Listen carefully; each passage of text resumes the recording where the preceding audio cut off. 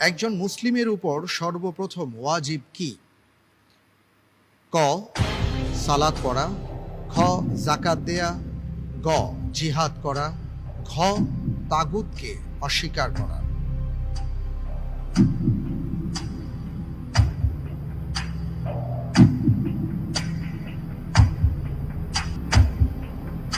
আমি উত্তর হিসেবে বেছে নিচ্ছি ঘ, তাগুতকে অস্বীকার করা। লক করে দেব? জি, লক্ষ্য। লক করে দেয়া হোক ঘ তাগুতকে অস্বীকার করা। আপনি কি এটা অনুমানের উপর দিলেন নাকি না কোনো চিন্তা করে দিয়েছেন? চিন্তা করে দিচ্ছি। চিন্তা করে দিয়েছেন। আপনি বলছেন যে একজন মুসলিমের উপর সর্বপ্রথম ওয়াজিব হচ্ছে তাগুতকে অস্বীকার করা। জি। যদি তাই হয় তাহলে আপনার উত্তরটি সঠিক হয়েছে। আলহামদুলিল্লাহ।